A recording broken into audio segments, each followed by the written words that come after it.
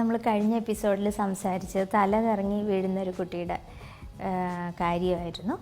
ഇന്ന് നമ്മൾ സംസാരിക്കാൻ പോകുന്നത് ഒരു കുട്ടിയുടെ തന്നെ കാര്യമാണ്. അവന് നടക്കാനാണ് ബുദ്ധിമുട്ട്. അവന് ഒരു ദിവസം രാവിലെ തൊട്ട് നടക്കാൻ പറ്റുന്നില്ല.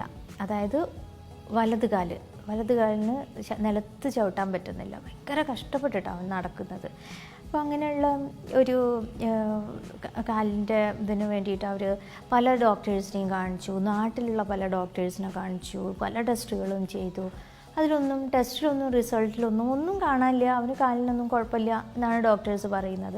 എന്നിട്ട് ഇത് കുഴപ്പമില്ല എന്നുള്ള വിവരം കിട്ടുന്തോറും വീട്ടിലുള്ള ആളുകൾക്ക്, അച്ഛനും അമ്മയ്ക്കും ആശങ്ക കൂടാൻ തുടങ്ങി. എന്താണ് പിന്നെ, അപ്പോൾ ഇതിലും വലിയ എന്തോ ഒരു പ്രശ്നമുണ്ടോ, അവർക്കൊന്നും കണ്ടുപിടിക്കാൻ പറ്റാത്തതാണോ എന്ന് വിചാരിച്ചിട്ട് കേരളത്തിന് പുറത്തുമുള്ള പല ഹോസ്പിറ്റൽസിൽ കാണിക്കുകയാണ് ഉണ്ടായത്.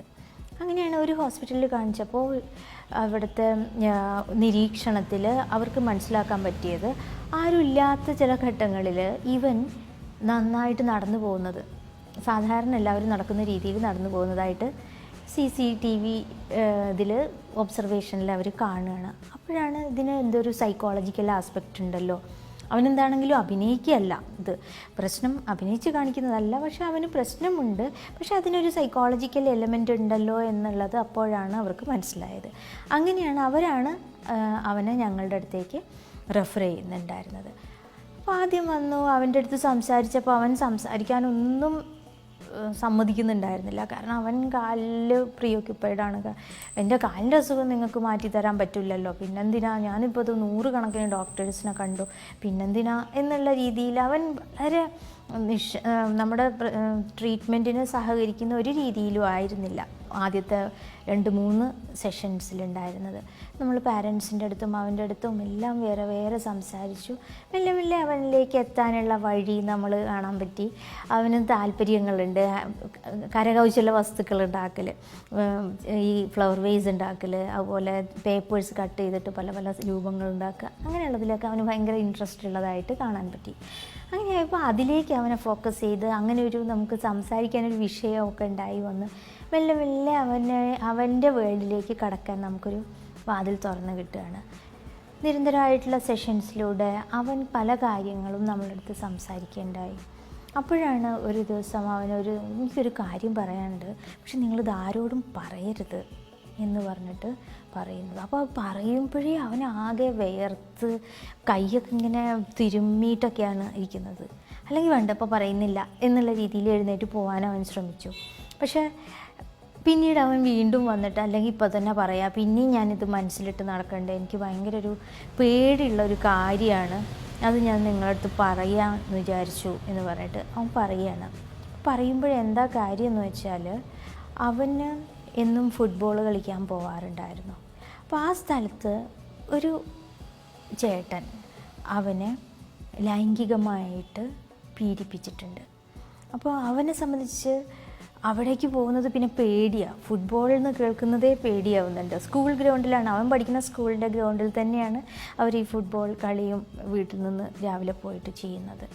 അപ്പോൾ അവന് എന്താണ് ഇത്, ആരോടാ പറയുക, ഒന്നും പറ്റുന്നില്ല. അപ്പോൾ ആദ്യത്തെ പ്രാവശ്യം ഇങ്ങനെയൊരു പീഡനം കിട്ടിയപ്പോൾ അവനത് വീട്ടിൽ പറയണമെന്ന് വിചാരിച്ചു. പക്ഷെ അതെങ്ങനെ പറയണം എന്നറിയണില്ല എന്ന് വന്നതോടെ അവൻ പറയാതെയായി.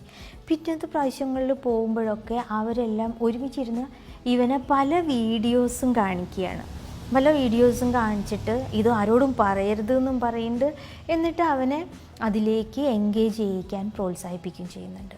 അപ്പോൾ ഒരു രീതിയിലും ഇവൻ്റെ അടുത്ത് ഇത് രഹസ്യമായിട്ടേ വയ്ക്കാവൂ, ആരോടിത് പറയരുത് എന്നും അത്രയും ഇതായി പറഞ്ഞതുകൊണ്ട് അവനത് പറയാനും പറ്റുന്നില്ല. പിന്നെ അവനിതിൻ്റെ ഒരു കുറ്റബോധം വരാൻ തുടങ്ങി. അപ്പോൾ ഫാമിലിയിലോ ഒന്നും അവന് പറയാൻ പറ്റുന്നില്ലല്ലോ, ഇത്രയും വലിയൊരു കാര്യം എൻ്റെ ജീവിതത്തിൽ നടന്നിരുന്നല്ലോ എന്നുള്ളതൊക്കെ മനസ്സിലുണ്ട് എന്നാണ് അവൻ പറയുന്നത്. ആ ഒരു ഇടയിലാണ് അവന് ഈ കാലുവേദനയും വന്നത്. അപ്പോൾ അവൻ പറയുന്നത്, ശരിക്കും പറയുക, ആ കാലുവേദന വന്നത് രക്ഷപ്പെടലായി. അങ്ങനെ ആയതുകൊണ്ട് എനിക്ക് പിന്നെ അവരുടെ അടുത്തേക്ക് പിന്നെ കൂട്ടുകൂടാൻ പോകണ്ടല്ലോ, അങ്ങനെ നോക്കുമ്പോൾ കാലുവേദന ഒരു അനുഗ്രഹമാണ് എന്ന്.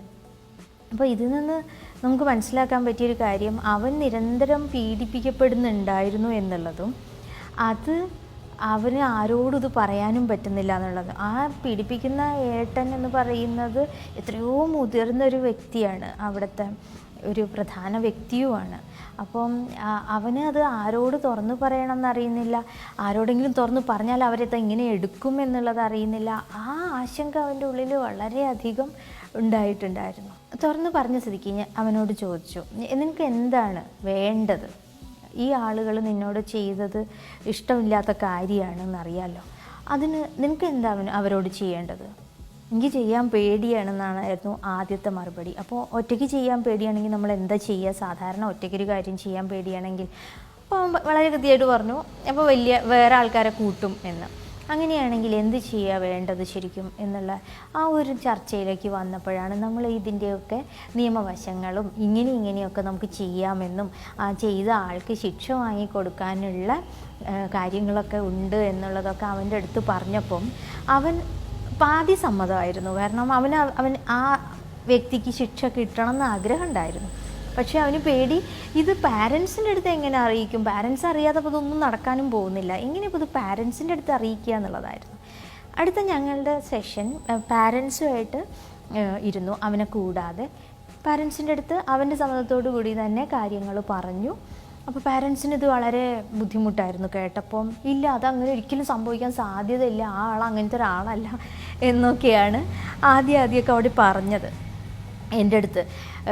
പിന്നീട് പക്ഷേ അവൻ തന്ന ഓരോ ഉദാഹരണങ്ങളും അവൻ അനുഭവിച്ചതും അവരിങ്ങനെ ഇത്തരത്തിലുള്ള പ്രസ്താവനകൾ കൊണ്ടുവരുമ്പോൾ കുട്ടിയിലത് ഏൽപ്പിക്കാവുന്ന മുറിവുകളും ഒക്കെ എത്രത്തോളം ഉണ്ടാവും എന്നുള്ളതൊക്കെ പറഞ്ഞതോടെ പാരൻസിന് മനസ്സിലായി ഇങ്ങനെയൊക്കെയുള്ള കാര്യങ്ങൾ നടക്കാമെന്നും കുട്ടി അങ്ങനെ വെറുതെ ഉണ്ടാക്കി പറയില്ല എന്നുള്ളതും. അങ്ങനെയാണ് നമ്മൾ പാരൻസിനെ അവനെ ഒരുമിച്ചിരുത്തി ഇതിനെ നിയമത്തിൻ്റെ വഴിക്ക് എന്ത് ചെയ്യാമെന്നുള്ളത് ചർച്ച ചെയ്യുകയും അതിനോടൊപ്പം തന്നെ നിയമത്തിൻ്റെ വഴിയിലൂടെ അദ്ദേഹത്തിന് ശിക്ഷ വാങ്ങിക്കൊടുക്കാൻ വേണ്ടിയിട്ടുള്ള എല്ലാവിധ ഏർപ്പാടുകളും ഞങ്ങളുടെ ഭാഗത്തുനിന്ന് കൊടുക്കേണ്ട എല്ലാവിധ എഴുത്തുകുത്തുകളും എല്ലാം അവന് കൊടുത്തിട്ടാണ് അവനെ വിടുന്നത്. ഈ സെഷൻ കഴിഞ്ഞ പിന്നത്തെ സെഷൻ വന്നതോടെ തന്നെ അവൻ പറയുന്നുണ്ട്, എന്താണെന്നറിയില്ല, എനിക്ക് ഭയങ്കര ആശ്വാസമുണ്ട്, കാലിൻ്റെ വേദനയ്ക്കും ഇപ്പോൾ നല്ല കുറവുണ്ട് എന്ന്. പക്ഷേ ഞങ്ങൾ കുറച്ച് കാലമായിട്ട് വാച്ച് ചെയ്യുന്നുണ്ടായിരുന്നു അവൻ ഈ ഓപ്പൺ അപ്പ് ആവുന്നതിന് മുമ്പ് തന്നെ, അതായത് അവനുമായിട്ട് ആ ബന്ധം സ്ഥാപിക്കുന്ന സമയം തൊട്ട് തന്നെ അവൻ്റെ കാലുവേദനയുടെ ഇൻറ്റൻസിറ്റി കുറയുന്നുണ്ട് എന്ന് അവൻ നമ്മളോട് ഷെയർ ചെയ്യുന്നുണ്ടായിരുന്നു. പിന്നെ അവൻ കാലുവേദന ഇല്ലാത്തൊരവസ്ഥയിലേക്കാണ് പോകുന്നത്. അപ്പോൾ അവൻ പറയുന്നുണ്ട്, ഇപ്പം എനിക്ക് കാലുവേദന കുറവുണ്ട്, എന്താണെന്ന് എനിക്ക് മനസ്സിലാവണില്ല, അപ്പോൾ ഞാൻ എന്ത് ചെയ്തിട്ടാണ്, എന്ത് മരുന്ന് കഴിച്ചിട്ടാവുന്നു ഇല്ലെങ്കിലും എനിക്ക് കാലുവേദനയ്ക്ക് കുറവുണ്ട് എന്നുള്ളത് അവനിങ്ങനെ പറയുന്നുണ്ടായിരുന്നു. പിന്നീടാണ് നമ്മൾ പാരൻസിൻ്റെ അടുത്ത് വീണ്ടും സംസാരിക്കുന്നത്. അപ്പോൾ പാരൻസിൻ്റെ അടുത്ത് സംസാരിച്ചപ്പോൾ എന്തോ പാരൻസിൻ്റെ അടുത്ത് ഇത് ഓപ്പണായിട്ട് പറയാൻ ഉള്ള ഒരു ഇടം പാരൻസ് കൊടുത്തിട്ടുമില്ല എന്നുള്ളത് നമുക്ക് അവൻ്റെ ചർച്ചകളിൽ നിന്ന് വ്യക്തമായിരുന്നു. അപ്പോൾ പാരൻസ് എങ്ങനെയാണ് കുട്ടിയുടെ അടുത്ത് ഡീൽ ചെയ്യുന്നത് എന്നതിനെക്കുറിച്ച് ഒരു മനസ്സിലാക്കലും അതിലെങ്ങനെ മാറ്റങ്ങൾ ഇനി വരുത്തണം എന്നുള്ളതിനെക്കുറിച്ചുള്ള ഒരു ചർച്ചയുമായിരുന്നു പിന്നീടുള്ള സെഷൻസിൽ നടന്നത്. പിന്നീട് അവൻ ക്ലാസ്സിൽ പോകാൻ തുടങ്ങി എന്നുള്ളതാണ്. ടീച്ചേഴ്സുമായിട്ട് നമ്മൾ സംസാരിക്കേണ്ടായി. അപ്പോൾ ടീച്ചേഴ്സ് പറയുന്നത് ക്ലാസ്സിൽ അവൻ ശ്രദ്ധ കുറവാണ്, അങ്ങനത്തെ കുറച്ച് കാര്യങ്ങളൊക്കെ ആയിരുന്നു. അവന് ഈ പ്രശ്നം തീർന്നതോടെ തന്നെ ശ്രദ്ധയിലും കാര്യങ്ങളൊക്കെ വ്യത്യാസപ്പെട്ടു. ഒറ്റയ്ക്ക് വേറൊരു ഹോം ട്യൂഷനായിട്ട് ഒരാളെ വരുത്തിയിട്ട് നഷ്ടപ്പെട്ട പാഠഭാഗങ്ങളൊക്കെ ട്യൂഷനായിട്ട് കൊടുക്കുകയും അവനത് മനസ്സിലാക്കാൻ പറ്റുകയും പിന്നീടുള്ള പഠനത്തിൽ അവൻ കുറച്ചു കാലം വന്ന അസുഖത്തിൻ്റെ ഗ്യാപ്പ് ഒരു കുഴപ്പമില്ലാതെ നികത്തി മുന്നോട്ട് പോകാനും പറ്റിയിട്ടുണ്ടായിരുന്നു. അതിൻ്റെ പാരലലി ഈ കുറ്റവാളിക്ക് ശിക്ഷ കിട്ടി എന്നുള്ളതിൽ വളരെ സന്തോഷത്തോടെ അവൻ പറയാറുമുണ്ട്. അപ്പോൾ ഇതിൽ നിന്ന് മനസ്സിലാക്കേണ്ട ഒരു കാര്യം, കുട്ടികൾ നമ്മുടെ അടുത്തായിരിക്കണം, പാരൻസിൻ്റെ അടുത്തായിരിക്കണം ഇത്തരം കാര്യങ്ങൾ ആദ്യം തുറന്നു പറയേണ്ടത്. ഇങ്ങനൊരു തുറന്നു പറയാനുള്ള ഒരിടം അന്നേ കിട്ടിയിരുന്നെങ്കിൽ ഒരു പക്ഷേ അവന് ഇത്രയും പ്രശ്നങ്ങൾ, ആന്തരികമായിട്ടുള്ള പ്രശ്നങ്ങളാണല്ലോ അവന് ഉണ്ടായിരുന്നത്, ആ ആന്തരികമായ സംഘർഷങ്ങൾ എത്രയോ ഒഴിവാക്കാമായിരുന്നു.